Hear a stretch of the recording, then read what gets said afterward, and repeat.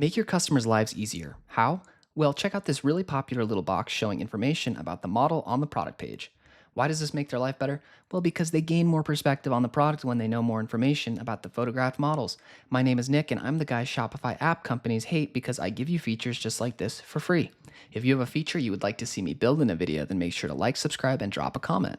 I'm going to show you how I used AI to build this feature in just minutes on the New Horizon theme. If you didn't know that the New Horizon theme supports AI-generated theme blocks, then you're about to have your mind blown. And I also recommend you see my other video about this feature that came out in the previous Shopify editions. Now I'm going to show you how to add this on older themes sections that do not support theme blocks as well. I've got you covered. I appreciate you watching, and without further ado, let's get started. Now let me show you how I got started here. I opened up the Horizon theme and I went into the customizer, and then I simply went to the product template, and then I went to add a block, and you'll see that I have the option to add an AI generated prompt. So it takes quite a bit of time here to think about it and generate the code, so I fast forward through that. It looks pretty good. This is what I wanted, but I just want to give it a following prompt and make sure that it knows to not display this unless this value actually exists. I also specified that it uses Metafield because I want to make sure that this is obviously tailored to each product. So I'm going to type in a following prompt here and you'll see how it goes. So I didn't like that at all, but I'm already this far. I think I'm just going to go ahead and see how it ends up looking. And then as I scroll down, I notice that it's given me the names for the actual Metafields it's referencing. So what I'm going to do is actually copy these Metafield names, and then I'm going to go to the theme admin and actually add these to my product like so. So all you really need to do is go to the home page, click on these settings, and then you're going to click on Metafields and Meta Objects, and then you're going to click into the products, and then you're going to add a definition and just copy over what the names are. And then you're going to choose single line text because that's what we need for both of these. And then you're going to save it and then really just repeat the steps for the other Metafield as well. And I just want to make sure that you type this in exactly right because it does have to match. And then just make sure that you choose single line text and save. Now, after saving both of our new Metafields, you should be able to navigate to the products page, and then you can select whichever products you'd like to add these to, click into them, scroll down to the bottom, and you should see the newly created ones right there. So just add some data there. And now if I go back to the theme customizer, I should be able to refresh and go to the product that I just added this data for. And we can see that the information is showing up, which means our metafields are set up correctly and our code is working. So this is exactly what I was looking for out of the Horizon theme. Very happy with this. And I think it's time to move on to the non-theme block supported themes. Okay, now that we've successfully added this on the Horizon theme using theme blocks, we are going to add this now to a theme that does not support theme blocks. This is for maybe an existing theme or whatever that you're not able to add this to. I will show you how to do that right now. So what I'm going to do is go back to my Shopify admin, and I'm going to make a test of the Dawn theme, which is going to be what probably most of your guys' theme is kind of like already. I'm just going to give this a rename here. I will call it model size.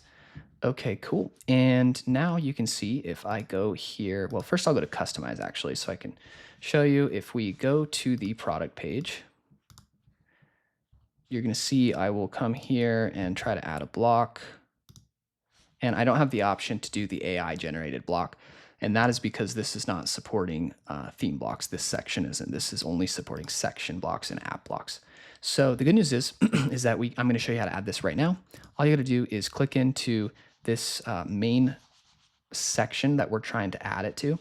And then if you come right here to this three-dot menu, you should be able to go to edit code.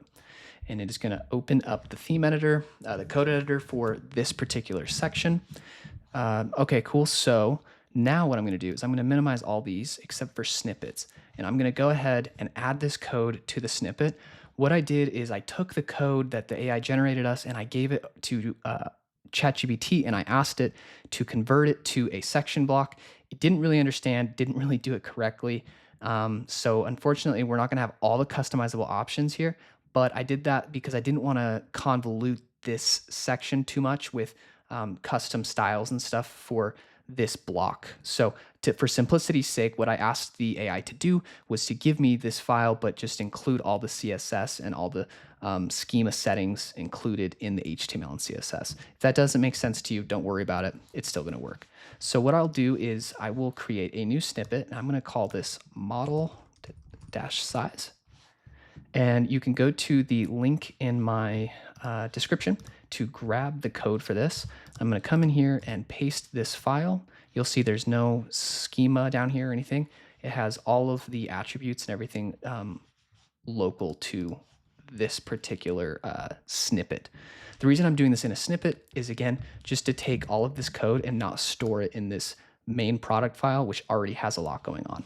So now to show this snippet, what I'm going to do is I'm going to come to this section file, and I'm going to come down here to the bottom to the schema. Cool. And I always like to just start right after this app.